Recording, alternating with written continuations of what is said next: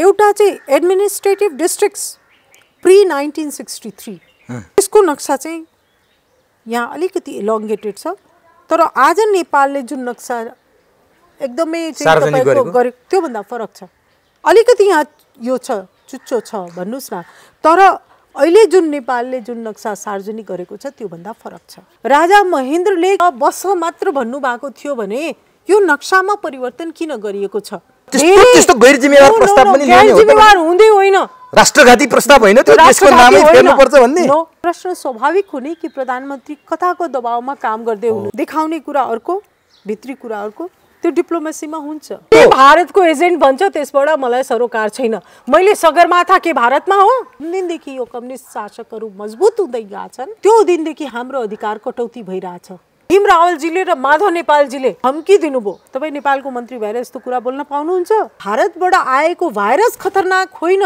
नेपाल र भारतमा कतिवटा युद्ध भएको छ के हो यो हेपाहा प्रवृत्ति किन तपाईले नाम फेर्नु पर्छ भन्नुभयो मैले नेपालको नामको सट्टा सगरमाथा राखु कि त भारतका चेलीहरू जुन यहाँ बिहा गरेर आएका छन् त्यो शरणार्थी हुन् म के शरणार्थी भएर आएको छु द्वन्द्व नभइदिएको भए संविधान सभा एक विघटित हुन्थ्यो हिन्दी नेपालीको रोजी रोटीको पनि भाषा हो म आज किन यस देशको चाहिँ प्रधानमन्त्रीको लागि योग्य उम्मेदवार छुइन म द्वन्द्वको पक्षमा छैन भारतकै पक्षधर भनिकन आजसम्म यो राज्यले किन हेपेको छ जबसम्म चीनले त्यसमा बोल्दैन म लिपुलेखको बारेमा बोल्दिन तपाईलाई हार्दिक स्वागत छ धन्यवाद लकडाउनको यो बन्दाबन्दीको जीवन करिब 2 महिना हुन थाल्यो कसरी बित्दैछ तपाईको लकडाउन अब एउटा राजनीतिज्ञ सधैँभरि नेता कार्यकर्तासँग सक्रिय भइराको मान्छे यसरी बन्दाबन्दीमा बस्नु भएको छ कसरी बिताइरहनु भएको छ अब त्यो समय अनुसार एडाप्ट गर्ने क्षमता छ मैले यो समय चाहिँ अलिअलि अध्ययन र त्यसपछि गार्डनिङ बाडी त्यो छतमा तरकारी लगाउने अनि त्यसरी गरिकन आफूलाई एक्टिभ राखेर एडजस्ट गरेको छु अब सबैले त्यही गर्नु परेछ विश्वभरका मान्छेले त्यो हामी सबैले गरे हो अब म खास विषयमा प्रवेश गर्छु हजुर तपाई पछिल्लो समय विवादको तारोमा हुनुहुन्छ हुन त तपाई जहिले पनि राजनीतिमा विवादित पात्रको रूपमा परिचित हुनुहुन्छ अहिले आएर तपाई नेपालको नक्साको विषयमा एकदमै विवादित पात्रको रूपमा हुनुहुन्छ तपाई त्यही विवादित पात्र संसदमा भारतसँग संवाद गरेर मात्रै नक्सा सार्वजनिक गर्नुपर्छ भन्दा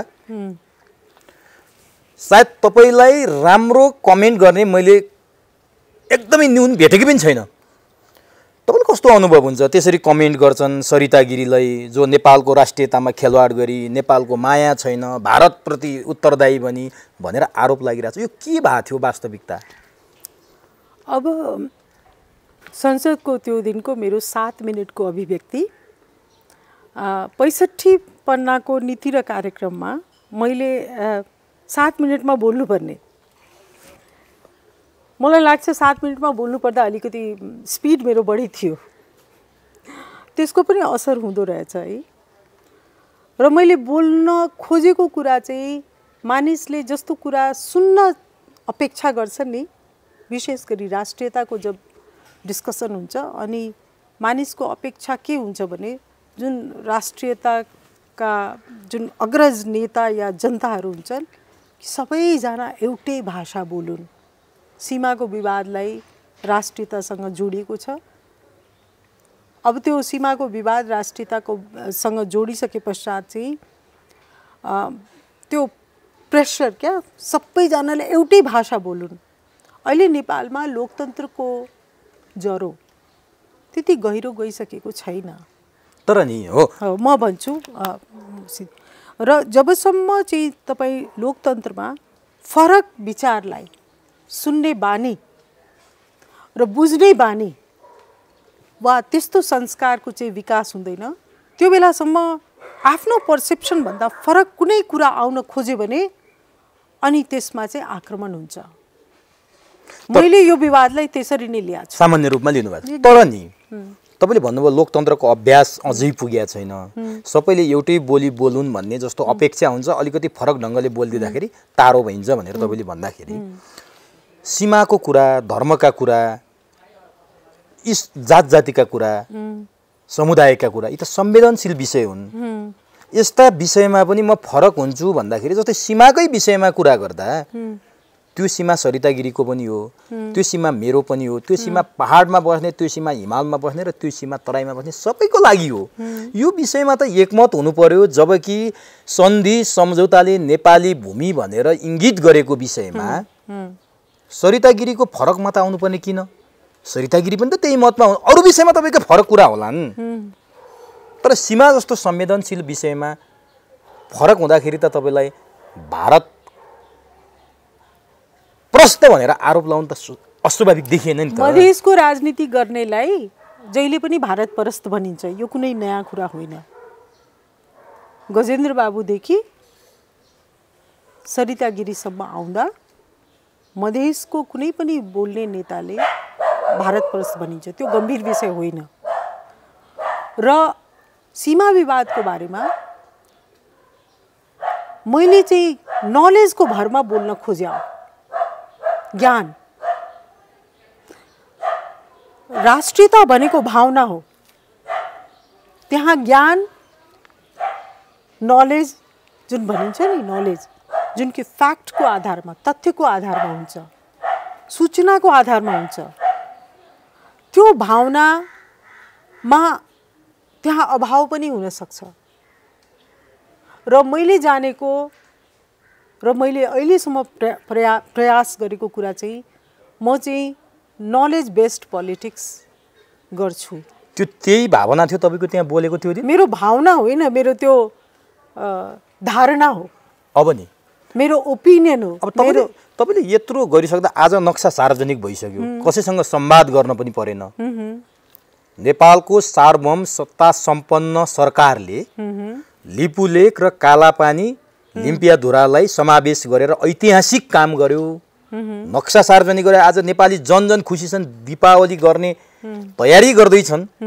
प्रधानमन्त्रीले पनि दीपावली गर्न सुरु गर्नुस्, अझै ठुलो दीपावली त जब जमिन फिर्ता ल्याउँछु त्यसपछि गर्नुपर्छ भनिरहँदा तपाईँले संसदमा बोलेको मैले गल्ती गरेछु, भारतसँग संवाद गर्नुपर्छ भन्ने अभिव्यक्ति मेरो गलत भएछ भनेर पुनर्विचार गर्ने, आफूलाई पश्चाताप रिग्रेट फिल हुने भएको छ कि छैन आज नक्सा सार्वजनिक हुँदै गर्दा? मैले कुनै गल्ती बोलेकै छैन। सरकार हो, सरकार बहुमतको सरकार हो, सरकारले आफ्नो काम गरिरहेछ, उसको आफ्नो दृष्टिकोण होला, उसको आफ्नो धारणा होला।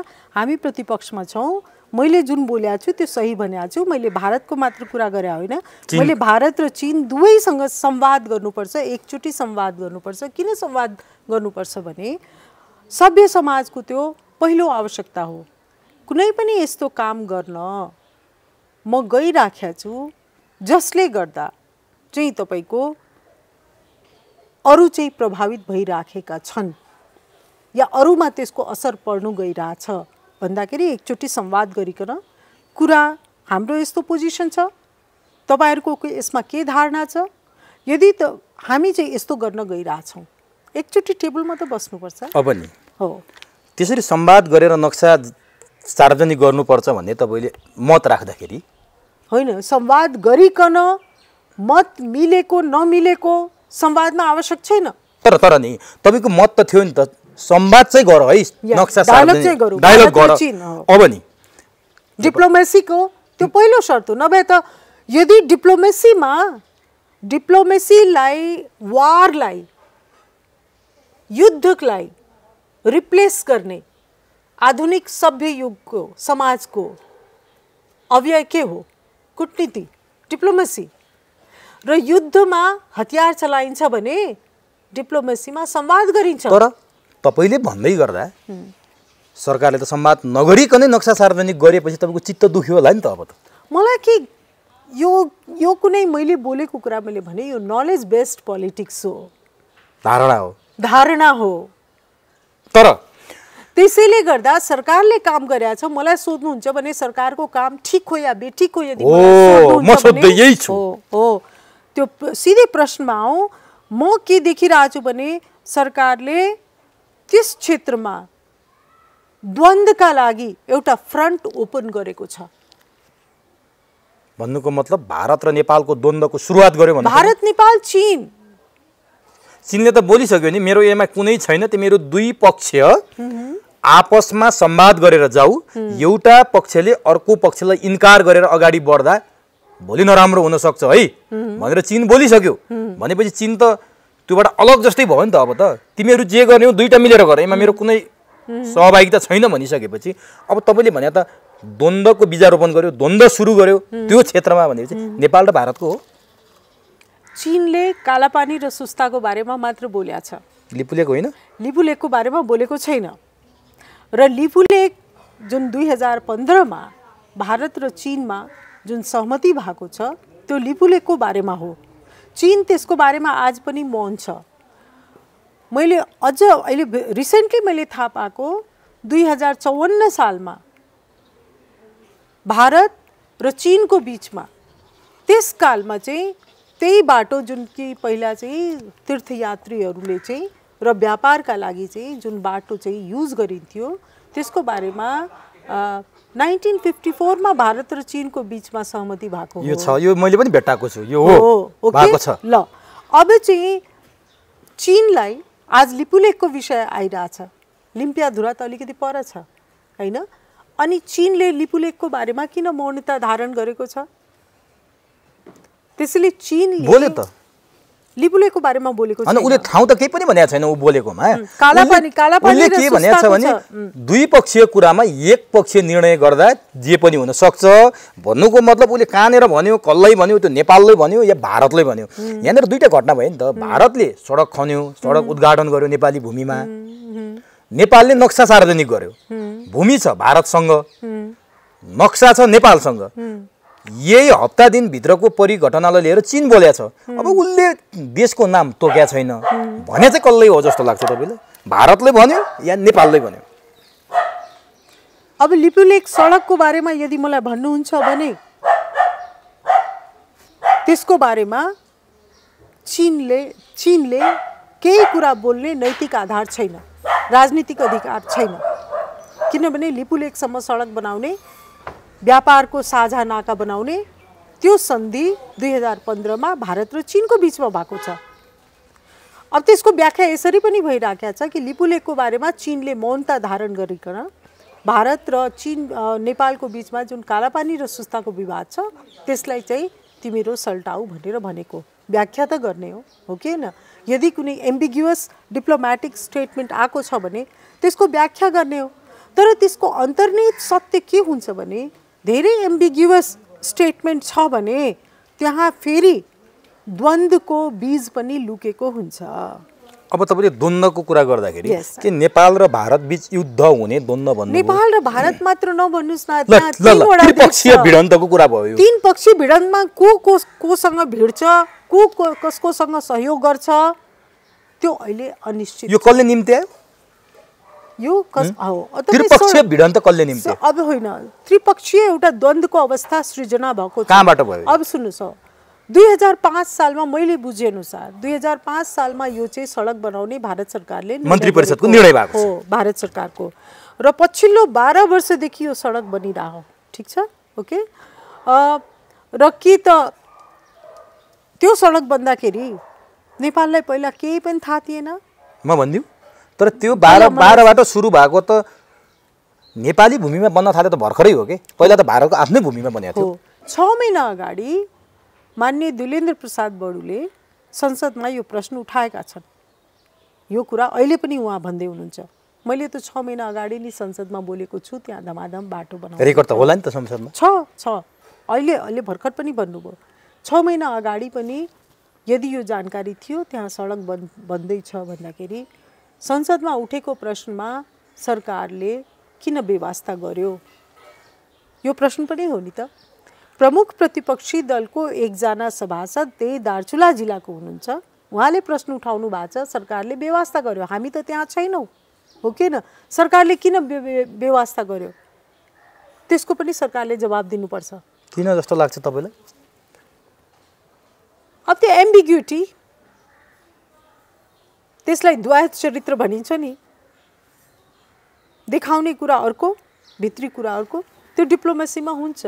स्वाभाविक हो त्यो। हो, हुन्छ। तर अस्वाभाविक भयो नि त अब त। त्यो हुन्छ डिप्लोमेसी हो। अब किन अस्वाभाविक भयो भनेर तपाईलाई लाग्दैछ? मलाई अहिले पनि अस्वाभाविक भएको जस्तो मलाई चाहिँ लागिरहेको छैन। अब तपाईँले त्यो अघि द्वन्द्वको कुरा गर्नुभएको थियो, त्रिपक्षीय द्वन्द्वको बीजारोपण भएको छ। त्यो कसले गर्यो हो? म यही सोध्दैछु, त्यो द्वन्द्वको बीजारोपण गर्ने नेपाल हो, भारत हो अथवा चीन हो? यो तपाईँले भनिदिनुपर्छ प्रश्न, किनभने द्वन्द्वको बीजारोपण भयो भनेपछि अब हेर्नुहोस्, कालापानी र सुस्ताको जुन विवाद छ, ठिक छ, कालापानी र सुस्ताको विवादको बारेमा त भारत र नेपालको बिचमा लिखित, त्यो दुईटा देश मात्रै सम्बन्धित छ। लिखित र त्यति मात्र होइन, लिखित समझदारी पनि भएको छ नि त।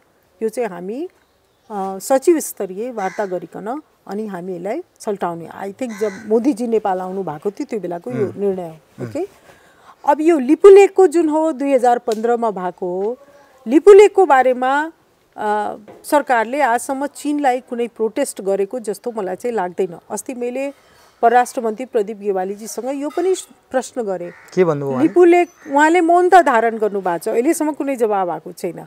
लिपुलेखले जब 2015 सालमा भारत 2015 मा जब भारतसँग सहमति गर्यो, त्यो चीनले कुन हैसियतमा त्यो सहमति गरे हो? भारतले पनि त हो नि, भारतमाथि त नेपालको दोषारोपण छँदैछ, त्यो त आफ्नो ठाउँमा छँदैछ। 17 किलोमिटर चाहिँ कालापानीको क्षेत्रबाट लिपुलेखसम्म जानको लागि 17 किलोमिटर जुन सडक आएको छ विवादित क्षेत्रबाट भारतले लगेको हो भनेर त्यो त छँदैछ हो। कालापानी विवादित क्षेत्र आफ्नो ठाउँमा छ, तर चीनले कुन हैसियतमा चाहिँ त्यो 2015 मा सहमति गर्यो त्यसको बारेमा चीनले आजसम्म कुनै जवाब दिएको छ कि छैन? त्यो जब संसदमा प्रश्न उठ्या छ भने त सरकारले जवाब दिनु पर्यो नि त। अन्तर्राष्ट्रिय समितिमा जवाब दिनु पर्यो, अन्तर्राष्ट्रिय सम्बन्ध समितिमा पनि यो प्रश्न उठ्या छ, मैले नै उठाएको छु। मेरो यो प्रश्नहरू गर्नुको कारण के हो भने जति हामी पारदर्शी बनाउँछौँ नि त्यति द्वन्द्व घट्ने सम्भावना हुन्छ। तर तपाईँले त्यो ठ्याक्कै ठोस जवाब चाहिँ दिनु भएन के? द्वन्द्वको बीजारोपण मैले भने तीनवटा देशमा कसले गर्यो भन्दाखेरि तपाईँले यति नजिकबाट निहालेपछि त थाहा त छ तपाईँलाई। द्वन्द्वको बीजारोपण मलाई सोध्नुहुन्छ भने सम्पूर्ण दक्षिण एसियाकी कुरा गर्ने हो भने आजको दिनमा भारत र चीनको बिचमा 4000 किलोमिटरको चाहिँ सीमा छ। अहिले पनि त्यहाँ सीमा विवाद छ। त्यो त छ, भिडन्तै भए। दोकलामकै कुरा गरौँ। होइन, यो त अहिले दोकलामको कुरा चाहिँ तपाईँको त्यो त भुटानमा जुन भिडन्त भइरहेछ होइन, सिक्किममा जुन भिडन्त भइराखेको छ त्यहाँ त अलरेडी एउटा देश छ। तर अहिले पनि जियोग्राफी हेर्नुहुन्छ भने यति कठिन लद्दाखकै कुरा गर्ने हो भने, अक्साई चीनकै कुरा गर्ने हो भने त्यहाँ पनि भिडन्त भएको छ। त्यो कुन कुन ठाउँमा भिडन्त भइराखेको छ यदि तपाईँ त्यसको विश्लेषण गर्नुहुन्छ भने त्यो चाहिँ रणनीतिक रूपले, सुरक्षाको दृष्टिकोणले रणनीतिक रूपले जुन स्थानहरूको महत्त्व छ भिडन्त चाहिँ त्यहाँ भइराखेको छ। तर धेरै यस्ता पनि जग्गा छ जसलाई चाहिँ न त त्यहाँ भारतले वास्ता गर्न सकेका छ न चीनले वास्ता गर्न सकेका छ। त्यो किन छ? किनभने त्यो चाहिँ युद्ध या सुरक्षाको दृष्टिकोणले त्यो स्थान त्यति महत्त्वपूर्ण छैन।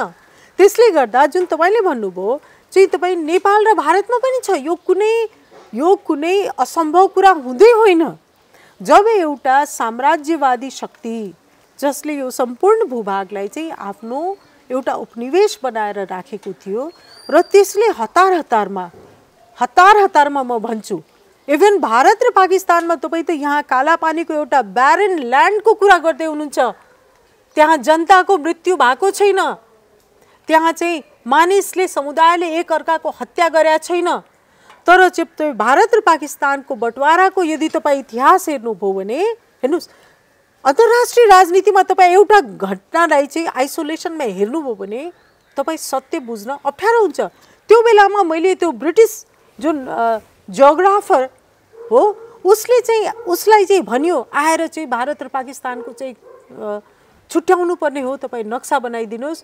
त्यो मानिस उसले हतारमा आइकन मात्र चाहिँ टेरिटोरी हेरिकन उसले नक्सा बनाइदियो र त्यसपछि जब भारत र पाकिस्तानको बिचमा जब युद्ध सुरु भयो र लाखौं मानिस मरे, आज त्यो मानिस अहिले पश्चाताप गरेर बस्या छ क्या? ठीक छ। मेरो भनाइ के हो भने हामी कालापानी लिपुलेखमा केन्द्रित भएर कुरा गरौँ। हो, मेरो होइन, सीमाको निर्धारण कसरी भएको मैले भन्न खोजे त्यो। ब्रिटिसहरू जब यो भूभाग छोडेर जाँदैछन् अनि हतारमा कहाँ के सीमा छ त्यो अहिले सीमा निर्धारित छैन।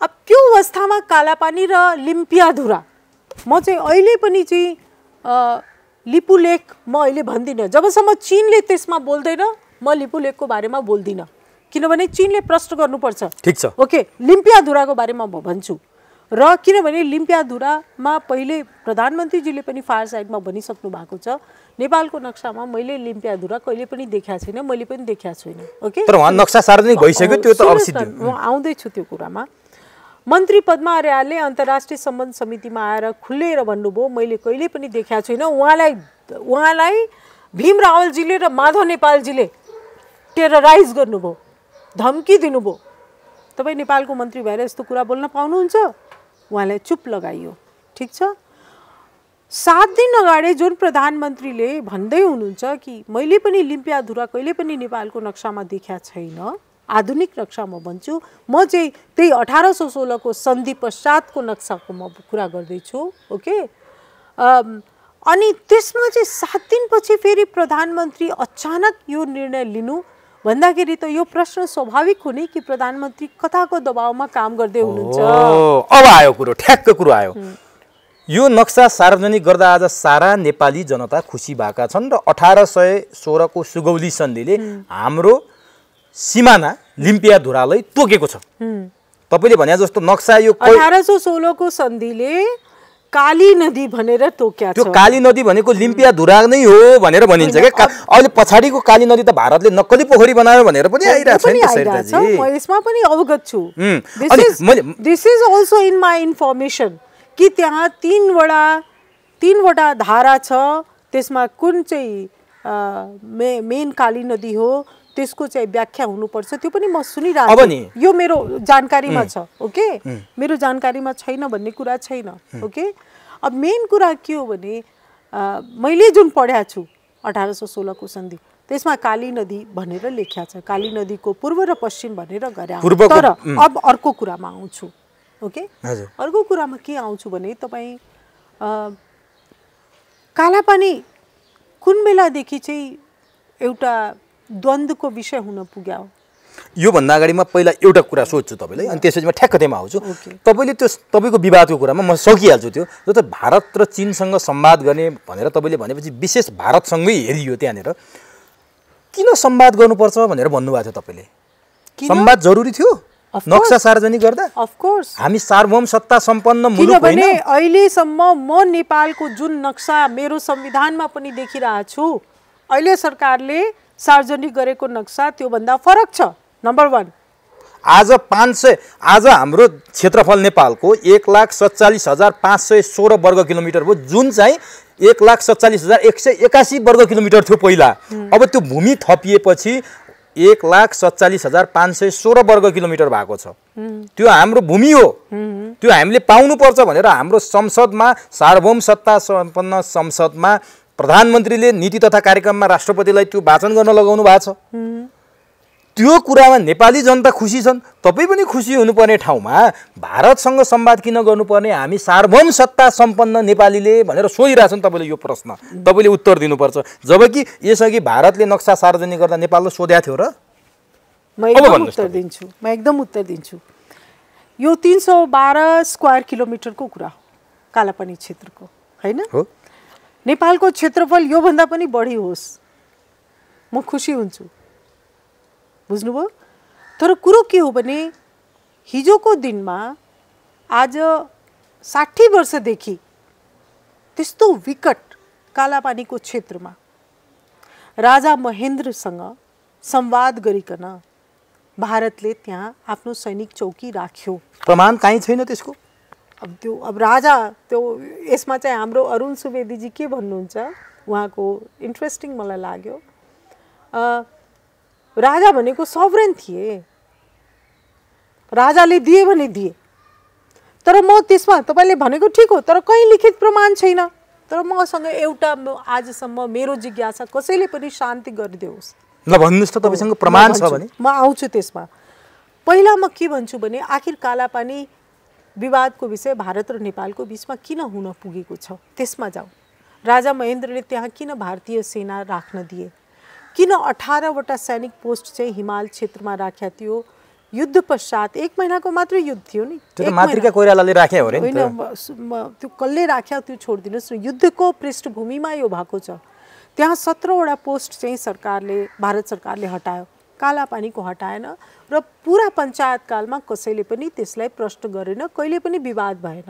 ओके, म जब यो विवादहरू सुरु भयो संजोगले यहाँ मसँग यो 2000 जुन बेला हामी जनआन्दोलनमा थियौँ, यता देखाइदिनुहोस् हैन, जुन बेला हामी 62-63 को हो, यो चाहिँ 62-63 को जनआन्दोलन 62-63 भन्नुभयो कि 46 सालको होइन, 62-63 को। यसमा यो त्यो बेलामा सायद हर्क गुरुङजी जीवितै हुनुहुन्थ्यो र उहाँ नेपाल एटलस एन्ड स्ट्याटिस्टिक्स यो हर्क गुरुङजीले यो एडिट गर्नुभएको छ। यो टोनी यो चाहिँ हिमाल बुक्सबाट हो र यो टोनी हेगन फाउन्डेसनको लागि चाहिँ गर्नुभएको छ। टोनी हेगन फाउन्डेसनको लागि हो। त्यो विश्वसनीय हामीले मान्नुपर्छ जुन नामहरू यहाँ समावेश भएको छ। यो हेर्दाखेरि मैले यो के देखेँ भने 2टा नक्सा मैले देखेँ। एउटा चाहिँ एडमिनिस्ट्रेटिभ डिस्ट्रिक्ट्स प्री 1963, त्यसको नक्सा चाहिँ यहाँ अलिकति इलोङ्गेटेड छ, तर आज नेपालले जुन नक्सा एकदमै तपाईँको गरेको त्योभन्दा फरक छ। हो, यो अलिकति यहाँ यो छ, चुच्चो छ भन्नुहोस् न, तर अहिले जुन नेपालले जुन नक्सा सार्वजनिक गरेको छ त्योभन्दा फरक छ यो। ओके, यो चाहिँ प्री 1963 भन्दाखेरि भारत र चीनमा 1962 मा युद्ध भएको छ, त्योभन्दा अघिको नक्सा यो हो। यो नक्सा अनुसार हर्क गुरुङ जो कि राजा महेन्द्रका सर्वाधिक विश्वासपात्र जियोग्राफरको रूपमा हामीले जानेका छौँ। जियोग्राफर र उहाँको निजी सल्लाहकार पनि हुनुहुन्थ्यो। उहाँ सबभन्दा यो नेपालको सोभरेन्टी कसरी जोगाउनुपर्छ, तराईमा चाहिँ इन्टरनल माइग्रेसनबाट चाहिँ थ्रेड दिकन उहाँले जुन किताब लेख्नुभयो त्यहीँबाट मधेस आन्दोलनको पनि सुरुवात भएको छ। त्यो छुट्टै बहस गरौँला होइन, तर हामी त्यो मधेसको पर्सपेक्टिभबाट बोलिराखेका छौँ। ओके, ती तपाईँ हेर्नुहोस् पोस्ट 1963 पनि एडमिनिस्ट्रेटिभ डिभिजन छ। ओके, र त्यसमा त्यो नक्साभन्दा पनि फरक छ। म नक्साको रिडर होइन, ओके, तर म सेप के देखिरहेको छु भने फरक छ। र मलाई चाहिँ आजसम्म अब यहाँ कुरो के आउँछ भने राजा महेन्द्रले कुन शर्तको आधारमा त्यहाँ सेना राख्न दिएका थिए। यदि त्यो मात्र ल बस मात्र भन्नुभएको थियो भने यो नक्सामा परिवर्तन किन गरिएको छ? अब म तपाईलाई भन्छु, म पहिला सिध्याइदिउँ। ओके, यसको जवाब चाहिँ हुनु पर्यो। म यो कुराहरू किन गरिराखेको छु भने 2टा कुरा हो है। पहिला कालापानी किन महत्त्वपूर्ण छ नेपालको लागि र भारतको लागि, दुवैको लागि म भन्दैछु। किनभने यदि राजा महेन्द्रले चाहिँ त्यो त्यस बेला आज 60 वर्षदेखि त्यहाँ सेना राखेको छ भने त्यसको कारण भारतको सुरक्षा मात्र होइन। 1950 मा चीनले तिब्बतलाई आफ्नो राज्य घोषणा गर्यो। 1959 मा आइकन दलाई लामाहरू सबैले भारतमा भागेर शरण लिनु पर्यो। 1950 मा नेपालमा डेमोक्रेटिक मुभमेन्ट भइकन यहाँ चाहिँ भारतको संलग्नता थियो। त्यस पश्चात यो सारा मुभमेन्ट सुरु भएको छ। राजा त्रिभुवन चाहिँ भारत गइसके पश्चात अनि भारत इन्भल्भ भइकन यहाँ लोकतन्त्रको सुरुवात भएको छ, प्रजातन्त्रको जगको सुरुवात भएको छ।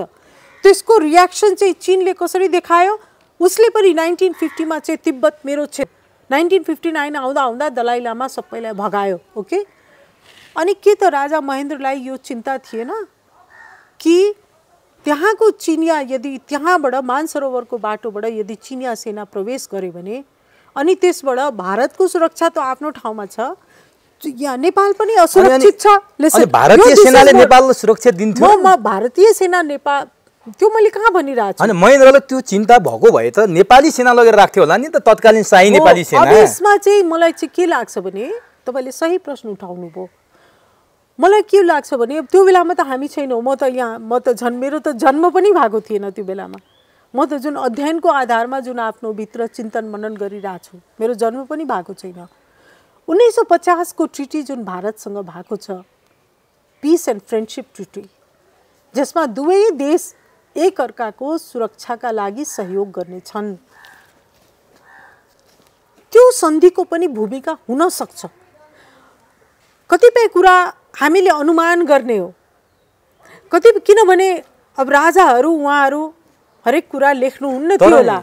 अब म आउँछु त्यो कुरामा। अब तपाईँ यदि यो कुरा मलाई प्रश्न गर्न दिनुहोस्, ओके, जुन कुरा म भन्न गइरहेको छु। त्यसैले त्यस बेलामा जुन कालापानीलाई जुन राख्यो, अब त्यस पश्चात हेर्नुहोस् है 1962 को युद्ध, त्यस पनि यो सम्पूर्ण नेफा भन्छ नि इन्डियाको, जसमा कि नेपाल पनि आउँछ, नर्थ इस्टर्न फ्रन्ट यसलाई भनिन्छ, हो कि होइन, फ्रन्ट एरिया।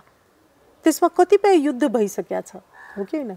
पछि त पाकिस्तानसँग युद्ध भएको छ, बङ्गलादेशमा युद्ध भएको छ, हो कि होइन। पाकिस्तानसँग 4 वटा युद्ध भएको छ। 1967 मा फेरि चाहिँ भारत चीनको युद्ध भएको थियो, सानो धेरै ठुलो त होइन। अब यो युद्धको अवस्थामा त मलाई के लाग्छ भने कालापानी भारतको लागि उसको सुरक्षाको दृष्टिकोणले महत्त्वपूर्ण, म फेरि आउँछु। तर यदि कालापानी क्षेत्र विवादित क्षेत्र हो, यसको मतलब त्यहाँ नेपालको सभरेन्टीको इस्यु पनि छ भने त्यो पनि म स्वीकार्न तयार गर्छु, म त्यसलाई इन्कार गर्न सक्दिनँ। तर अब कुरा के हो भने के त नेपालको सेनाले भारतको सुरक्षाको जिम्मेवारी लिन सक्छ? त्यो हाम्रो बाध्यता हो र? किन लिनु पर्यो? जबसम्म 1950 को ट्रिटीको पार्ट भारत र नेपाल छ, त्यो बेलासम्म यो इस्यु हो। त्यति मात्र होइन, मेरो त पर्सपेक्टिभ, म कहाँ भारतमा जन्मेको व्यक्ति, म नेपालमा आएर आफ्नो जीवनको अनुभवको आधारमा, धेरै कुराको भिजन र अनुभवको आधारमा म राजनीति गरेँ। म त पुरा दक्षिण एसिया एउटा कन्फेडरेसन हुनुपर्छ भन्ने व्यक्ति हो। अनि तपाईँ त बिहे गरेर नेपाल आइसकेपछि तपाईँलाई अब माइतीको माया लाग्यो अथवा भारतको माया लाग्यो र पटक पटक तपाईँ विवादमा भारतको पक्षमा देखिनु भयो भनेर आरोप लाग्छ के? म त त्यो त यहाँको पर्सेप्सन हो, किनभने भारत विरोधी राष्ट्रवादको आधारमा आधारित छ नेपाली राष्ट्रवाद। त्यहाँ आउँछु सुन्नुहोस्। अनि म त पुरा दक्षिण एसिया, जुन किशुनजी भन्नुहुन्थ्यो, म त्यो लाइनको व्यक्ति हो। तर कांग्रेसका नेताहरूलाई पटक पटक तपाईँले विवादमा तान्दिनु भयो कि? रामचन्द्र पौडेलले पनि बोलेको कुरालाई तपाईँले विवादित बनाइदिनु भयो के? मैले विवादित बनाएको के बोलेको थियो रामचन्द्र पौडेल? म एउटा कुरा सल्टाइदिउ नि, म त पुरा दक्षिण एसिया कन्फेडरेसन हुनुपर्छ। अनि दक्षिण एसियाका देशमा मुलुकहरूमा द्वन्द्व हुनुहुन्न, हामीले त्यसको समाधान गर्न सक्नुपर्छ। हामी धेरै गरिब छौँ। आज आएर हेर्नुहोस् त नेपालीहरूको कोरोनाले गर्दा हालत, आज आएर हेर्नुहोस् त भारतमा कोरोनाले गर्दा हालत। सबै गरिब छ भारतमा हो। म त्यही आउँछु। अमेरिकाको हेर्नुहोस् त्यत्रो धनी, उनीहरू त धनी छन्। तर युद्ध र द्वन्द्वले गर्दा जुन हाम्रो शक्ति र क्षमता विकासमा लाग्नुपर्ने हो, त्यो चाहिँ हाम्रो सेनामा लागिरहेछ, द्वन्द्वमा लागिरहेछ, सुरक्षामा लागिरहेछ। यदि हामीले राम्रो पोलिटिक्स, गुड पोलिटिक्स गर्ने हो भने, गुड डिप्लोमेसी गर्ने हो भने, द्वन्द्वको समाधान गरिकन अनि हाम्रो साधन स्रोत अगाडि बढाउनुपर्छ। र राष्ट्रियता भनेको भूमि मात्र होइन, राष्ट्रियता भनेको जनता हो। ल ठिक छ, तपाईँले अब प्रश्न भनिदिनुहोस्। मैले अघि पनि सोधेको थिएँ, भारतले नक्सा सार्वजनिक गर्दा नेपाललाई सोध्न नपर्ने, उसले आफ्नो नेपालको लिपु लेक, लिम्पियाधुरा, कालापानी आफ्नो नक्सामा राखेर मजाले सार्वजनिक गरिदिने, अनि हामीले आफ्नो भूमि नेपाली नक्सामा राखेर सार्वजनिक गर्दा भारतसँग संवाद गर्नुपर्ने, भारतले हामीसँग संवाद गरेको थियो र? यही प्रश्न आउँछ कि तपाईँमाथि? म यसको उत्तर कसरी दिन्छु भने, म लिम्पियाधुरा र लिपु लेकको बारेमा अहिले केही बोल्दिनँ। किन बोल्नुहुन्न तपाईँ? किनभने मैले त्यो नेपालको होइन, मैले जानेको नेपालको त तपाईँको कुमाऊ र गढवाल पनि थियो। Why only Limpiyadhura? हो, this is very interesting question. र यो चाहिँ स्ट्रेटेजिकली यो इट्स अ थ्रेट, के भन्छ, थ्रेटनिङ प्रोपोजिसन। किनभने तपाईँ हामी जाउँ नि सतलजसम्म। Why only, listen, why only Limpiyadhura? Why this small strip? तपाईँ 1816 को सुगौली सन्धि मान्ने कि नमान्ने? हो कि होइन? मान्ने कि नमान्ने? हो कि होइन? त्यो म आउँदैछु। 1816 को सन्धि त तपाईँको काली नदीमा आइसक्यो। त्यो भारत र नेपाल बसिकन कुराकानी गरौँ, म त्यसमा जाँदिनँ। तर हिजो अस्तिसम्म मैले लिम्पियाधुरा देखेको छैन। अहिले हेर्नुहोस्, इन्टरनेसनल लमा अनुसार, आज पनि म सुनिरहेको थिएँ एकजना आई थिङ्क यङ लयर, उसले के भन्दै, यदि लिटिगेसनकै कुरा गर्ने हो भने तपाईँको 17 किलोमिटर बाटो बन्दाखेरि अनि नेपालले थाहा नपाउनु, यसको मतलब के नेपालले त्यो पार्टलाई एबेन्डन गरिदिएको छ, छोडिदिएको छ? 60 वर्षसम्म यदि भारतको सेना त्यहाँ बसेको छ भन्दाखेरि यदि तपाईँ हाम्रो नेसनल ल पनि हेर्नुभयो भने नेपालको राष्ट्रिय कानुन र चाहिँ इन्टरनेसनल कमिसन अफ ज्युरिस्ट UN को जुन छ त्यहाँ पनि गएर हेर्नुहुन्छ भने यदि म यसमा दुईटा पक्षमा कुरा गर्छु, यहाँ फेरि म कसैको फिलिङ हर्ट गर्न चाहन्न, तर वास्तविकता जुन अन्तर्राष्ट्रियकरण गर्नुपर्छ, युद्ध गर्नुपर्छ, त्यो जुन कुरा आइराखेको छ या द्वन्द्व गर्नुपर्छ हो अन्तर त्यसमा चाहिँ हाम्रो कानुनले, राष्ट्रिय कानुनले, अन्तर्राष्ट्रिय कानुनले के भन्छ भने यदि 20 वर्षसम्म कुनै जग्गा कसैको आधिपत्यमा छ भने, पोजिसनमा छ भने त्यो कानुन त उसको हुन्छ। अब सुन्नुस्, तपाईले भने के अब कालापानी, लिपुलेक, लिम्पियाधुरा भारतको भइसक्यो भन्नु? नो अनि तपाईको म त अहिले पनि के भन्छु भने भारत र नेपाल वार्ता गरून्, त्यो कालापानी भारत र नेपालको सुरक्षाको कुरा गरून् र 1860 को म एक्जाम्पल दिन्छु, 1800 मित्रवत कुरा गरून्। 1860 मा चाहिँ तपाईको युद्ध शमशेरले जब ब्रिटिस इन्डिया कम्पनीलाई, इस्ट इन्डिया कम्पनीलाई गदर म्युटिनीलाई दमन गर्न सहयोग गरेका थिए, त्यस पश्चात चाहिँ तपाईको बाँके, बर्दिया, कञ्चनपुर, कैलाली नयाँ मुलुक जमिन नेपालको हकमा आएको छ। लिसन, ओके, यहाँ दुईटा कुरा, यहाँ जमिन 312 स्क्वायर किलोमिटर एउटा ब्यारन ल्यान्ड, यो त्यति मात्र होइन, त्यहाँ कसको सुरक्षाको हो, त्यो महत्त्वपूर्ण हो। तपाईले अघि एउटा कुरा भन्नुभयो के 20 वर्षदेखि उपभोग गर्दै आएको जमिन अन्तर्राष्ट्रिय कानुन अनुसार जल्दी उपभोग गर्यो त्यो उसको हुन्छ भनेपछि तपाईले त प्रष्ट रूपमा भनिदिनु भयो त्यो भारतको भूमि हो भन्नुभयो नि त। के भन्न खोज्नु भएको थियो भन्न के खोजेको हो भने यो मुद्दाको अन्तर्राष्ट्रियकरण गर्ने हो भने भारतको हुन्छ त्यो, नेपालको पक्ष कमजोर हुन्छ, number 1। Number 2, international commission of ज्युरिस्टमा मैले बुझे अनुसार त्यो अहिलेसम्म नेपालले त्यसलाई अनुमोदन गरेका छैन, नेपालले त्यसलाई सही गरिकन त्यसको पार्ट भएको छैन। ओके, अनि यो कुरा हाम्रो प्रधानमन्त्रीलाई थाहा छैन, सरकारले थाहा छैन, किन नक्सा सार्वजनिक गर्नुहुन्थ्यो त आफ्नो होइन भने? त्यो चाहिँ तपाईँ गइकन प्रधानमन्त्रीलाई सोध्नुहोस्, किनभने हामीलाई त मैले त के बुझिरहेको छु भने जुन एउटा भारत विरोधी राष्ट्रवादको आधारमा अहिलेको यो जुन सरकार, जुन निर्वाचित प्रचण्ड बहुमत लिएर जुन सरकार निर्वाचित भएको छ, उसले त आफ्नो जुन एउटा फिड गरेका छ नि माइन्डमा, त्यो जनतालाई भावनात्मक रूपले सन्तुष्टि दिनको लागि यो कार्य गरेको हो। भनेपछि यो लागू हुँदैन, उहाँले जमिन फिर्ता ल्याउन सक्नुहुन्न? यसमा धेरै चुनौती छ। जमिन फिर्ता आउँछ कि आउँदैन? म त के भन्छु भने तपाईँ भारतसँग नेपालले मित्रवत कुरा गरे भने त्यो भन्दा बढी जमिन फिर्ता आउन सक्छ। त्यो भने कस्तो हो मित्रवत भने? माग्ने भिख माग्ने आफ्नो जमिन पनि? मित्रवत कुरामा भिख मागिन्न, के गर्ने? मित्रवत कुरामा एक अर्काको पक्षको कन्सर्न बुझ्नुपर्छ। अब 60 वर्षदेखि निरन्तर सीमाको विषय उठ्दा भारतले चाहिँ हेपेको छ। तपाईको अहिलेसम्म 60,000 हेक्टर भन्दा बढी जमिन भारतले खर्लप्पै पारिदिसक्यो नेपालको। 72 स्थान, नेपालको 72 स्थानको 60,000 हेक्टर जमिन भारतले खाइसकेपछि अब त्यो लिपुलेक, के अरे कालापानी, लिम्पियाधुरा आफ्नो भूमि माग्न पनि भारतसँग हामी शरण परेर एकदम तोम शरणम भन्नुपर्ने अवस्था हुन्छ र सरिताजी? यो त सुहाएन नि त कुरो। कति मैले सुने अनुसार त 34,000 कि 36,000 हेक्टेयर जग्गा चीनले पनि नेपालको आधिपत्यमा राखेको छ। त्यो त तथ्याङ्क छैन हामीसँग? छ त। कहाँ? म देखाइदिन्छु। म अन्तर्राष्ट्रिय सम्बन्ध समितिमा मसँग जुन डकुमेन्ट छ त्यो डकुमेन्टले भनिरहेछ। अर्को दिन म कुनै दिन त्यो डकुमेन्ट तयार गरेर राख्छु अनि म तपाईसँग कुरा गर्छु। तर म एउटा कुरा, हाम्रो यसरी सीमा मिचिएको छ, हाम्रो त्यत्रो जमिन चाहिने, हाम्रो भारतले बाटो खन्याएको छ, लिपुलेक, लिम्पियाधुरा, कालापानी, तपाईको मन चाहिँ किन नखाएको भने यहीँनिर तपाईको राष्ट्रियताप्रति तपाई कमजोर हुनुहुन्छ भन्छन् के? किनभने म द्वन्द्वको पक्षमा छैन, म शान्तिपूर्ण वातावरणमा समस्याको समाधान हुनुपर्छ। भारत र नेपालको बीचको जुन विशेष सम्बन्ध हो, ऐतिहासिक, सांस्कृतिक, त्यसको एउटा उदाहरण के हो तपाईँ भन्नुहोस्? अहिले नि यो कोरोना भाइरसको संक्रमण हुन त हिजो प्रधानमन्त्रीजीले भनिदिनु भयो कि खतरनाक भाइरस त भारतबाट आयो भन्नु ठिकै होला नि, त्यो त सीमा जोडिएको छ, नाका जोडिएको छ, त्यहाँबाट हजारौं मान्छे आएको आइछ अनि प्रधानमन्त्रीले भन्नु स्वाभाविक हैन र? त्यहाँबाट किन हजारौं हजारका मान्छे आइराखेका छन्? किनभने किन आउने अवस्था आयो?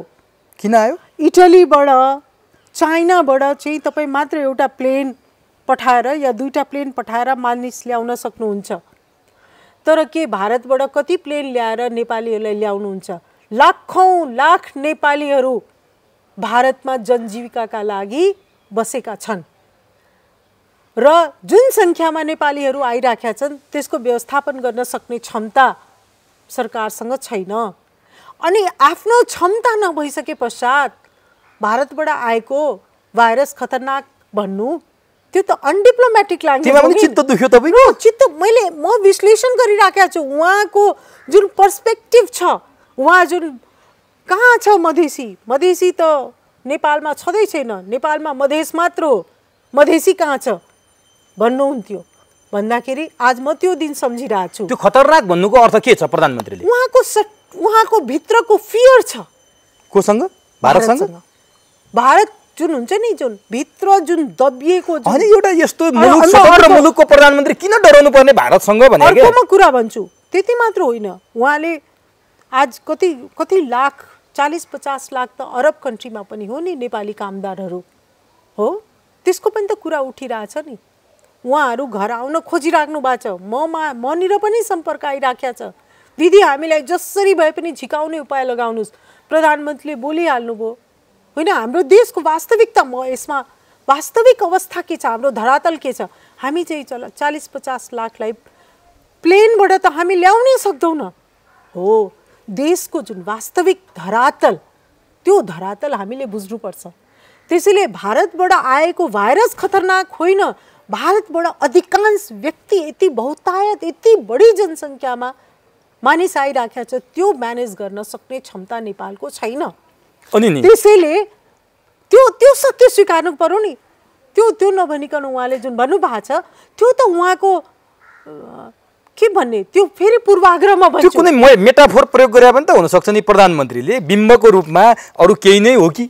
त्यो बिम्बको रूपमा त उहाँले सिंहमै हो जयते पनि भन्नुभयो नि त। त्यो पनि ठिकै हो त, भारतले अनि आफ्नो निशाना छापमा त्यस्तो कुरा लेख्ने, एउटा कुरा आफ्नो व्यवहारमा चाहिँ नेपालमाथि सधैँभरि हैकम र हेपाह प्रवृत्ति राख्दा प्रधानमन्त्रीले त्यति बोल्न नपाउने?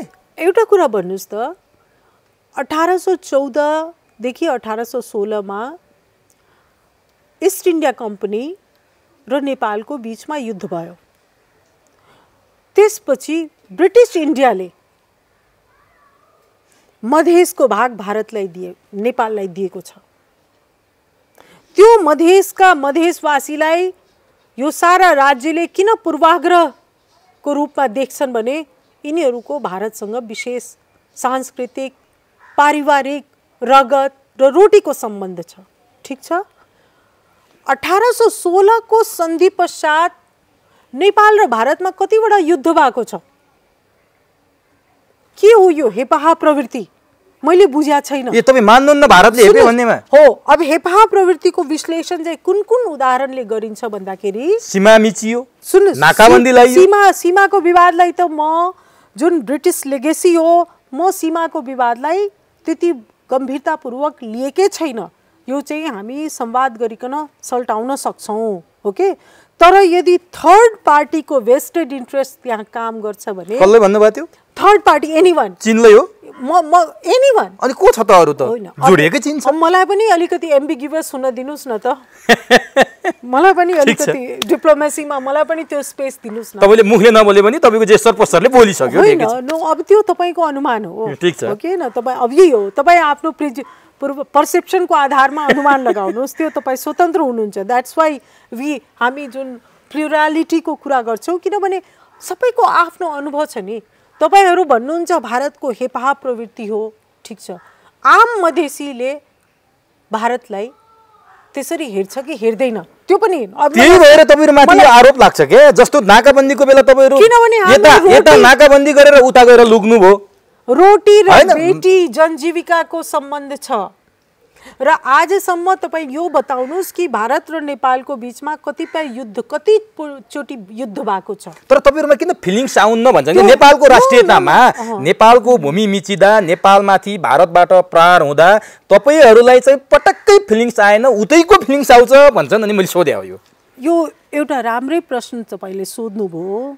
म यसको कति बुझ्ने उत्तर दिन सक्छु, किनभने उत्तर बुझ्नको लागि मस्तिष्क र हृदय पनि खुला हुनुपर्छ। जबसम्म मस्तिष्क र हृदय खुला हुँदैन नि त्यो बेलासम्म चाहिँ बुझ्न गाह्रो हुन्छ। मेरो पनि प्रश्न हो, मधेसीहरूलाई जुन भारतकै पक्षधर भनिकन आजसम्म यो राज्यले किन हेपेको छ? सबैले त भनेको छैन, सबैले भनेको छ, भारत परस्त आवाज निकाल्दाखेरि भनिएको छ। नो, मधेसमा जुन बेला बन्दुक र गोली चलाएर संविधान निकालिएको हो त्यो के मधेसीले बिर्सन्छन्? त्यो त तपाईहरुले उठाएको हो नि त, मधेसीहरुले उचाले हो नि। मधेसीको आफ्नो मस्तिष्क छैन? अनि संहिता आएन, समावेशी भएन, लोकतन्त्र आएन, मधेसीले खोजे के? मधेसीले भन्न सक्दैन?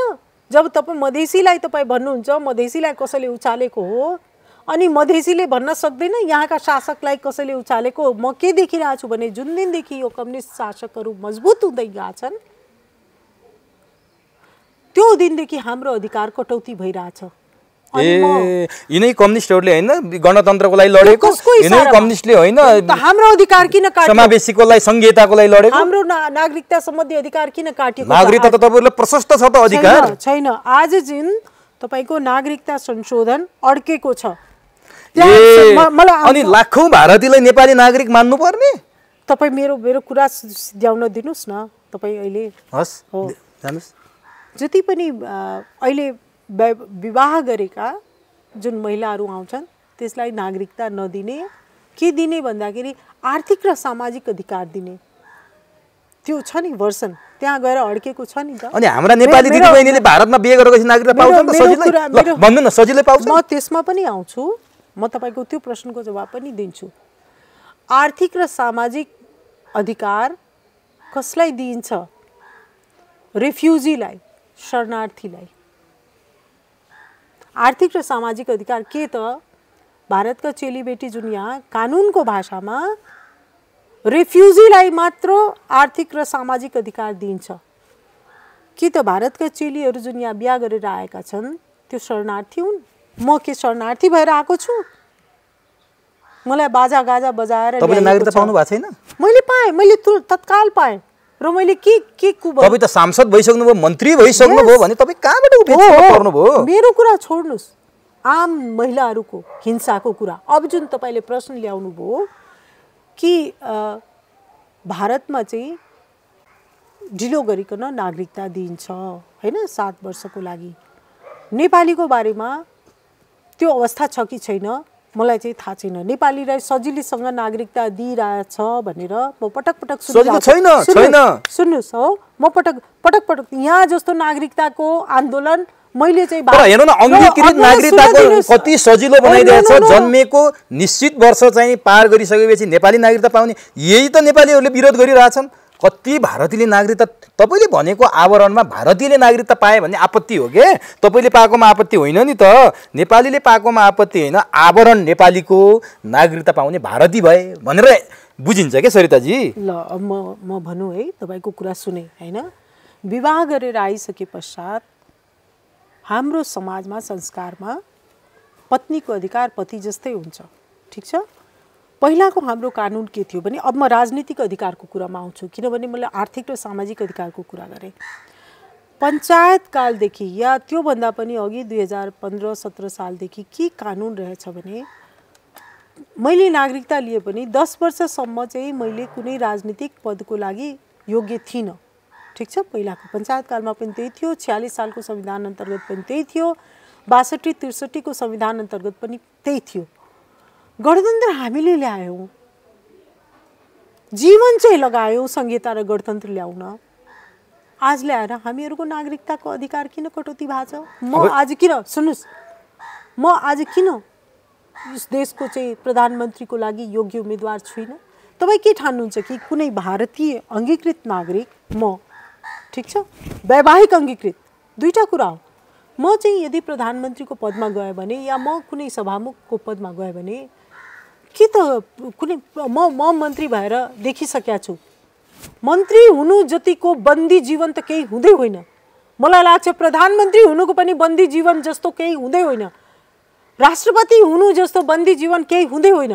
के त प्रधानमन्त्री, राष्ट्रपति र सभामुखले आफूले चाहेकोमा कुनै निर्णय गर्न सक्छ जहाँ संवैधानिक सर्वोच्चता हो? तर नागरिकताको अधिकार हाम्रो कटौती गरिकन मधेसीलाई फेरि दोस्रो दर्जाको नागरिकता बनाइयो। अब म आउँछु। त्यसैले गर्दा हामी त्यहीँबाट जाउँ। जबसम्म चाहिँ तपाईँ मधेसीलाई भारतीय दृष्टिकोणले, यो भारतका मानिस हुन् देश दृष्टिकोणले चाहिँ तपाईँ हेपाहा प्रवृत्तिले यो राज्यले देख्छ नि, त्यो बेलासम्म यो समस्या रहिरहन्छ। यो त सोनिया गान्धी स्वयं प्रधानमन्त्री हुन नपाएको अवस्था छ भारतमा। यो कुरा पनि हेर्नु न। सोनिया गान्धीलाई भारतको संविधानले रोकेको छैन। तर राजनीतिक फिलिङ्स छ नि। राजनीतिक आउँछ, यहाँ पनि त्यही होला नि त। राजनीतिक आओस् नि, त्यसबाट मलाई कुनै आपत्ति छैन। ए तपाईहरुको आपत्ति चाहिँ नागरिकतादेखि नै छ अथवा आफूलाई राज्यले गर्ने व्यवहार? हामी बराबर हुनुपर्छ। कहाँनिर तपाईहरुको तलमाथि भएर भएको छैन नि त? हो, भएको छ। एउटा तपाईको एउटा बाहिरबाट आउने र भित्रको मान्छेलाई बराबर अधिकार पाउनलाई त नागरिकता अंगीकृत पाउनु भएकै छ। सांसद हुन पाउनु वैवाहिक सांसद हुन पाउनु भएको छ। तर यस्तो बनाउनुस् कि भारतीयले नागरिकता नपाउने त्यो कसिलो एउटा बाटो बनाएर प्रवेश गर्नुस् न त। सबैले पाउने गरी अहिले त कति भारतीयले नागरिकता पाए भन्ने कुरा अहिले रोक्या छ। सिडिओ हुनुहुन्छ मधेसीले नागरिकता पाएकोमा आपत्ति होइन के सरिताजी? त्यसले गर्दा अंगीकृत नागरिक र अहिले तपाईँ अंगीकृत नागरिक र वैवाहिक अंगीकृत नागरिकलाई मिक्स नगर्नुहोस्। म वैवाहिक अंगीकृतको कुरा गर्दैछु र जब अंगीकृत नागरिकको कुरा गर्नुहुन्छ भने म त्यसमा पनि आउँछु। ठीक छ, यो विषय फेरि गरौँ। अब हामी एकदम त्यो टाइमको बन्देज छ। अब म विषयवस्तुमा प्रवेश गर्छु, अर्कोमा गरौँला। यो अहिले अदालतमा विचाराधीन पनि छ यो नागरिकताको विषय। म तपाईँलाई सोध्न खोजेँ, जस्तो तपाईँ नेपाली नागरिक, मनिषा कोइराला पनि नेपाली नागरिक, नेपाली महिला, अहिले दुईटा महिला चर्चामा हुनुहुन्छ के? मनिषा कोइराला नेपालले नक्सा जारी गरेकोमा त्यसको समर्थनमा बोल्दा भारतबाट लखेटिनु भएको छ। भारतका मिडियाहरूले भारतको खाती गीत अरूको गाती भनेर समाचार पनि लेखे। तर नेपालमा मनिषा कोइरालाको हाई भएको छ। तपाईँ नेपालको सार्वभौम सत्ता सम्पन्न संसदको सांसद, तर तपाईँमाथि एउटा खलनायकको रूपमा चाहिँ चर्चा परिचर्चा भएको छ, जो भारतसँग संवाद गर्नुपर्छ भन्ने विषयले। तपाईँलाई अप्ठ्यारो लाग्दैन? हेर्नु त मनिषा कोइरालाको त्यत्रो माया हो। मनिषा कोइरालालाई भारतको मिडियाले लखेट्यो हो, र नेपालमा मनिषा कोइराला हाई भएको छ हो। सरिता गिरीलाई नेपालको मिडियाले लखेट्यो, भारतमा हाई भएको छ। सुन्नुस्, मेरो कुरा सुन्नुस्। सरिता गिरीलाई नेपालको मिडियाले लखेट्यो। भारतको मिडियाले त मैले त्यो भाषा पढेँ, त्यो भन्दा यति अभद्र असभ्य भाषा सरिता गिरीको विरुद्धमा प्रयोग भएको छ। तर सरिता गिरीका लागि त भारतमा हाई भएको छैन हो। तर तपाईँ भारतीय नागरिक त होइन नि त। मनिषा कोइराला त नेपाली नागरिक हो र पो हाई भयो त। अब आउनुस् यो कुरामा। त्यसैले गर्दा यही प्रश्न म यही आउँछु, हामीलाई भारतलाई भारत विरोधी राष्ट्रवादले गर्दा भारतको सरकार, भारतको जनता, भारतको मिडियालाई के असर पर्छ त्यो मलाई थाहा छैन र त्यो मेरो सरकारको विषय पनि होइन। तर भारत विरोधी राष्ट्रवादको नाममा हामीलाई प्रताडित गरिन्छ। अब नि म त्यसको विरुद्धमा लडिरहेको छु र म लड्ने छु। तर तपाईँ जहिले पनि विवादित हुनुहुन्छ, चाहे त्यो संविधान लेख्ने बेला तपाईँले बोलेको नेपालको नामै फेर्नुपर्छ भन्दाखेरि तपाईँलाई नेपाली नागरिक भएको गर्व लागेन? किन तपाईँले नाम फेर्नुपर्छ भन्नुभयो?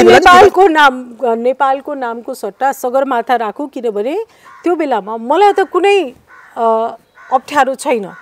म चाहिँ त्यो लिच्छवी वंशका राजाले यहाँ शासन गरेका हुन्, मधेसको त्यो बेलादेखिको योगदान हो। मलाई प्रश्न सोधेपछि मलाई भन्न दिनुहोस्, बिचमा त्यसैले नेपालको त्यो प्राचीन नेपाल बनाउनमा पनि हामीहरूको योगदान छ हो। तर यहाँ त विभिन्न जातिहरू जुन थियो नि, तपाईँको मगरा, तमुवान होइन, लिम्बुवान, उहाँहरू चाहिँ नेपाल र नेपाली, त्यो नेपालीको नाम, नेपालको नाम त्यो हामीहरूको दमन हो। उहाँहरूको फिलिङलाई बुझिकन एउटा कुनै यस्तो नाम ल्याउन जसलाई विवाद नहोस् अनि सबैले स्वीकार गरौँ भन्दाखेरि सगरमाथामा त सबैले स्वीकार गर्छ भनेर एउटा स्पोन्टेनियस एउटा लिसन एउटा स्पोन्टेनियस त्यो आइडिया हो क्या। त्यो कुनै नेपाल शब्दप्रति मेरो दुराग्रह पूर्वाग्रह राखेर होइन। जब देशमा द्वन्द्व हुन्छ 2065 सालमा त यति द्वन्द्वको अवस्था थियो नि, द्वन्द्व नभइदिएको भए संविधान सभा एक विघटित हुन्थ्यो, विघटित भयो। यही पहिचानको राजनीतिको नामले गर्दा संविधान सभा विघटित भयो। त्यति टेन्सन हुन्थ्यो त्यहाँ, यति घन्टौँ संवैधानिक समितिमा छलफल हुन्थ्यो, कुनै पनि कुरामा हामी सहमतिमा हुँदैन थियो। अन्तमा त्यो बेला अन्तमा चाहिँ संविधान सभा विघटित भयो। त्यो बेलामा चाहिँ सहमतिको बुँदाहरू खोजु न भनेर एउटा प्रस्ताव मात्र मैले लगेको। तर सहमतिको बुँदा खोज्ने नाममा नेपालकै पहिचान मेट्ने गरी र नेपाललाई कोल्याप्स गराउने गरी भारतीय एजेन्ट भएर बोल्नु हो भन्छन् के तपाईलाई? त्यो त अनि त्यत्रो पहिचान मेट्न पाइन्छ नेपालको? नेपाल भन्ने अस्तित्व भारतको एजेन्ट भन्छ, त्यसबाट मलाई सरोकार छैन। मैले सगरमाथा के भारतमा हो? सगरमाथा नाम के मैले के सगरमाथा नाम राखौँ भन्दाखेरि मैले प्रस्ताव गरेको थिएँ, एउटा हुन्छ नि। तर तपाईले नेपालसँग किन इरिटेट भयो भन्छ? कहाँ इरिटेट छु बाबा, मलाई त आपत्ति नै छैन। तर जहिले पनि तपाईँ विवादित हुने र एक्स्ट्रा चाहिने त्यो एप टाइप्सको के त्यस्तो टाइपको बोलिदिने चर्चामा आउनलाई, अनि भारतमै नेपाललाई कोल्याप्स गर्ने तरिकाले बोल्ने। किनभने म मेरो माइन्ड बोल्छु, म डेमोक्रेट हो, म अनार्किस्ट हो। विचारको मामलामा मेरो मस्तिष्कमा जे आउँछ म बोल्छु। तर त्यसो गर्न पाइएन नि त, नेपालीको भावनामा चोट पुग्ला भन्ने तपाईँले सोध्नु पर्यो नि त नेपाली भएपछि। अनि रामचन्द्र पौडेलले पनि एउटा जोडिरहनु भएको छ, सगरमाथा चीनको हो भनेर बोल्नु, त्यो वास्तविकता के थियो? हो, मैले त त्यो त्यसै प्रस्ताव लगेँ। अनि त्यसपछि बिचरा प्रेमले उहाँले चाहिँ त्यो हाम्रो विवाद भएको होइन, उहाँले मलाई भन्नुभयो सरिता नै भन्नुहुन्थ्यो होइन, सरिता यो सगरमाथा त उतापट्टि छ नि त। उहाँले भन्नु तपाईँको प्रस्ताव आएपछि होइन, त्यो प्रस्तावमा बहस पनि भएन नि, त्यो प्रस्तावमा बहस कहाँ हुन दिए?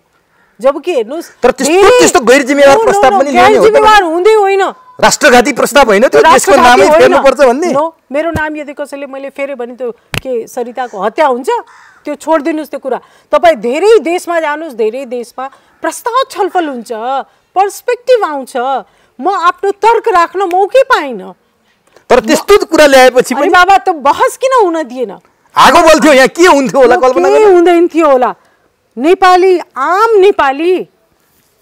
आम नेपाली जुन छ नि त्यो सहनशील छ, तर जुन यो राजनीतिका जुन छ नि त्यो घेराबन्दी, तिनीहरूले ब्लक गर्छन् र नेपाललाई बलियो बनाउनको लागि यहाँ विभिन्न विचारमा छलफल हुनु। अब नि रामचन्द्र पौडेलको पनि तपाईँले त्यो यसो माया गरेर भन्नुभयो, त्यो ठिक छ। अब म अन्तिममा छु, समयले पनि साथ दिएन। प्रधानमन्त्री केपी ओलीको नेतृत्वको सरकारले आज कालापानी, लिपुलेक, लिम्पिया धुरासहित नक्सा सार्वजनिक गर्यो। आज नेपाली जनजन खुसी छन्, दीपावली पनि होला सायद। यो हाम्रो गर्वको कुरा हो। म पनि ट्विटर पढ्दैछु, म पनि फेसबुक पढ्दैछु, म तपाईँको कुरामा 100% सहमत छैन। यो म बोल्न पाउँछु कि पाउँदिनँ? बोल्नुहोस्। अनि त्यसपछि अब प्रधानमन्त्रीले जमिन पनि फिर्ता ल्याउँछु भन्नुभएको छ, त्यो कतिको सम्भावना देख्नु भएको छ? म त के भन्छु भने उहाँले 312 के त्योभन्दा बढी 312 स्क्वायर किलोमिटर भन्दा पनि बढी जग्गा लिएर आउन्। के च्यालेन्ज हो तपाईँको? यो नो, चुनौती हो, शुभकामना हो, तर मित्रवत तवरले कुरा गरून्। अब भन्नुहोस्, यो भारत र नेपालको मित्रता, विशेष सम्बन्ध विश्वमा कहीँ पनि नभएको मित्रता कायम रहोस्। भारत र नेपालको मित्रतामा जुन यहाँका शासक वर्गले जुन 3वटा कुरो उठाउँछन्, म त्यो पनि बोलु। कोशीको सहमति, गण्डकै सहमति, महाकाली सहमति, यो 3वटा सहमति नेपालका नेताले गरेका छन्। कुन नेपालको नेता मलाई यो भन्नुहोस् त, जसले चाहिँ होइन म यो सहमति गर्दिनँ भनेर जनतामा आएको? जुन दिन नेपालको त्यो नेता, अहिले पनि जुन दिन नेपालको त्यो नेताले त्यो सहमति इन्कार गरिकन बाहिर निस्कन्छ, त्यो दिन म त्यो नेताको सम्मान गर्छु। ल ठिक छ। अब भनिदिनुहोस्, अब प्रधानमन्त्री ओलीले जनतालाई एउटा कुरा गर्ने, भित्र अर्को कुरा गर्ने, अनि त्यसपछि एउटा चाहिँ भावना चाहिँ जगाइकन अनि नक्कली राष्ट्रवाद भन्नुभयो तपाईँले? खोक्रो राष्ट्र। ल ठिक छ। अब प्रधानमन्त्री ओलीको नेतृत्वको सरकारले नक्सा सार्वजनिक गर्यो, नेपालमा हाई छ। यसको प्रतिक्रिया भारतले के देला? भारतीय सेना प्रमुख बोल्नुको रहस्य के छ यो राजनीतिक विषयमा? तपाईँ के देख्नुहुन्छ? अब प्रतिक्रिया के दिन्छ भारतले? अब भारतले के प्रतिक्रिया दिन्छ त्यो चाहिँ भारतलाई सोध्नुहोस्, मलाई होइन। मलाई सोध्नुभयो भने म चाहिँ के देखिरहेको छु भने नेपालले भारत र चीन दुवैसँग संवाद नगरिकन अझै दोहोऱ्याउनुहुन्छ यो कुरा? यस, अझ दोहोऱ्याउँछु, किनभने डिप्लोमेसीको त्यो पहिलो नियम हो। यसले चाहिँ एउटा कन्फ्लिक्टको लागि एउटा फ्रन्ट चाहिँ ओपन भएको छ। त्यसका एक्टर्स को हुन् त्यो मैले भन्न सक्दिनँ। कन्फ्लिक्टको फ्रन्ट एउटा खुलेको छ, द्वन्द्वको बिजारो पनि भयो। द्वन्द्वको एउटा फ्रन्ट भन्छ नि, फ्रन्ट एउटा मोर्चा खुलेको छ हैन।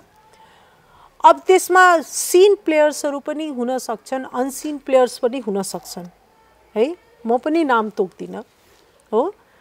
त्यसले समयले बताउँछ के हुन्छ। अब भनिदिनुहोस्, समय हेर्दै जाउँ। अब एकदम ठ्याक्क भनिदिनु होला है, त्यो केही भूमिका नबाँधेर। लिपुलेक, कालापानी, लिम्पियाधुरा नेपालको कि भारतको? कालापानी को बारेमा ठ्याक्क भनिदिनु भने मैले भारत र नेपालको बीचमा वार्ता हुनुपर्छ। लिपुलेकको बारेमा नेपाल र चीनको बीच वार्ता हुनुपर्छ। मेरो कुरा सुनिदिनुहोस् न, म डिप्लोमेसीको, मलाई बीचमा नरोक्नुहोस् न, ओके। लिपुलेकको बारेमा नेपाल र चीनको बीचमा कुरा हुनुपर्छ। लिम्पियाधुराको बारेमा म अहिले केही बोल्दिनँ। भनेपछि तपाईँले यो नेपालको भूमि मान्नु भएको छैन? म त्योभन्दा पनि बढी, म सतलजसम्म मैले बुझेँ। अब म कुमाऊँ गढवाल पनि लिउँ। ल ठिक छ, तपाईँले ठ्याक्क यो डिप्लोमेटिक उत्तर दिनुभयो, तपाईँले ठ्याक्क भन्नु भएन। अब भनिदिनुहोस्, तपाईँ संसदमा जहिले पनि हिन्दीमा बोल्दाखेरि पनि विवादित पात्र हुनुहुन्छ। तपाईँ नेपाली हो, नेपाली नागरिक हो, सार्वभौम सत्ता सम्पन्न संसदमा तपाईँ किन हिन्दीमा बोल्नुहुन्छ? हिन्दीमा मैले योभन्दा पनि अघि धेरैचोटि म संविधान सभा 1 मा पनि हिन्दीमा बोल्थेँ। यसपालि पनि म यो 2-3 वर्ष भयो हैन, धेरैचोटि हिन्दीमा बोलेको छु। त्यसले समस्या हिन्दी भाषा होइन। समस्या मैले त्यो दिन हिन्दी भाषामा कुन कुरा बोले त्यो हो समस्याको जड। अनि हिन्दी त एउटा मैले हिन्दी हाम्रो भाषा हो। म हिन्दीमा एउटा कुरा भनौँ है, हिंदी समस्या नहीं है। हिंदी में मैंने जो बात कही वो समस्या है। हिंदी तो विरोध का एक बहाना है। तर धेरै मान्छेले तपाईँ हिन्दीमा बोले पनि आपत्ति छ। नेपालको संसदमा हिन्दीमा गर्दिने, मैथिलीमा बोल्दिनु न, कसैले आपत्ति गर्छ? म तपाईँ बीपी कोइरालाको नाम लिनुभयो नि, 2015 साल तपाईँ बीपी कोइरालाको किताब पढ्नुस् त, त्यो बेलाको नेपाल बीपी कोइरालाको लेखनमा छ, नेपालमा 2टा भाषा हुनुपर्छ, नेपाली र हिन्दी। तर अहिले त हाम्रो 62-63 पछि 72 मा त नयाँ संविधान बन्यो। 72 सालको संविधानमा कहाँ छ हिन्दीमा संसदमा बोल्न पाउने भने? राजा महेन्द्रले हिन्दीमाथि प्रतिबन्ध लगाए। ठीक गरे। भारत विरोधी राष्ट्रवादको सुरुवात त्यहीँबाट भएको छ। 62-63 को संविधान, 2045-46 को संविधानमा पनि, 47 को संविधानमा पनि नेपाल सद्भावना पार्टीका सभासदहरू हिन्दीमा नै संसदमा बोल्थे। सुरुमा उनीहरूलाई मर्यादा पालक राखिकन निकालिन्थ्यो, तर सङ्घर्ष गर्दा गर्दै त्यो अधिकार चाहिँ त्यो बेलामा पनि स्थापित भयो। 2062-63 मा पनि मधेसकाले हिन्दीमा बोलेका छन्, हिन्दी मात्र। त्यसपछि 2000 अहिले 72 को संविधानमा नेपालमा बोलिने हरेक भाषा नेपालको भाषा हो। तर हिन्दी त भनेको छैन, कुनै पनि भाषाको नाम लिएको छैन। मैथिली छ, तपाईको भोजपुरी छ, अवधी छ, त्यो बोल्नु न। नेपालमा बोलिने हरेक भाषा। अनि हिन्दीसँग किन यस्तो एलर्जी? हिन्दी त इन्डियाको भाषा हैन, भारतको। हिन्दी के मैथिली नेपाल भारतको भाषा हो? मैथिली त हाम्रो तराईमा बोलिने प्रदेश नम्बर 2 का धेरै जिल्लामा बोलिने भाषा। ढङ्गले मैथिली र भोजपुरी नेपालको पनि भाषा हो, भारतको पनि भाषा हो, त्यस्तै हिन्दी पनि नेपालको पनि भाषा हो, भारतको पनि भाषा हो। व्यवहारमा के छ? हामीले संविधान मान्ने कि व्यवहार मान्ने? व्यवहारमा संविधानमा हरेक। यही कारण तपाईले भारतीय एजेन्ट भनेर आरोप लाउँदा रहेछन् के? किनभने भारतकै भाषा बोक्नु भएको छ। स्वीकार्नु छ। यहाँको प्रधानमन्त्रीहरू गइकन मधेसमा हिन्दीमा भाषण गर्नुहुन्छ, यहाँका शासक वर्गका प्रधानमन्त्रीहरू किन गएर तपाईँ रेकर्डमा हेर्नुस् त, किन के हिन्दी भाषाको प्रयोग भोटको लागि मात्र लिने हो? मधेसीको भोट लिनको लागि हिन्दी भाषामा गर्ने, अनि संसदमा बोल्दाखेरि हिन्दी भारतको भाषा हो बोल्न पाइन्छ? हिन्दी आज तपाईँ गएर हिन्दी नेपालीको रोजीरोटीको पनि भाषा हो। आज लाखौं लाख नेपाली चाहे अरब देशमा गइराखेका छन् चाहे भारतमा गएर आफ्नो रोजगारी कमाइरहेछन् के भाषा बोल्छन् त्यो मात्र मधेसलाई दबाउनको लागि एउटा नारा चलाएर तर अरू बोल्नु भएको छैन तपाई मात्रै बोल्नु भएको छ पछिल्लो दिनमा त त्यो उहाँ म मेरो कुरा अब गर्छु नि त त्यही भएर तपाई माथि धेरै प्रहार हुँदो रहेछ के त्यो अरूले चाहिँ कता न कता समर्पण गरे होला मैले गरे तपाईले मैले सोचेको थिइन यसरी तपाई प्रस्तुत हुनु होला भनेर तपाई यति बोलिसकेपछि नक्सा सार्वजनिक भइसकेपछि मैले गल्ती गरेछु भनेर फिल गरेर बस्नु भयो होला भने झनै बोल्ड भएर प्रस्तुत हुनुभयो तपाईले कुनै पनि किनभने मैले जे बोलेको छु मैले आफ्नो नलेजको आधारमा बोलेको छु मैले आफ्नो कन्भिक्सनको आधारमा बोलेको छु त्यसले गर्दा जब एकचोटि आफ्नो नलेज र आफ्नो कन्भिक्सनमा जब विश्वास आधारित हुन्छ भन्दाखेरि बाहिर के भइरहेछ त्यसबाट प्रभाव हुँदैन भोलि त्यो नयाँ नलेज आउँछ नयाँ इन्फर्मेसन आउँछ अनि मेरो कन्भिक्सन मेरो धारणा चेन्ज हुन्छ हस् सदाजी चुरो कुरोलाई समय दिनुभयो यसको लागि तपाईलाई हार्दिक धन्यवाद छ धन्यवाद निकै लामो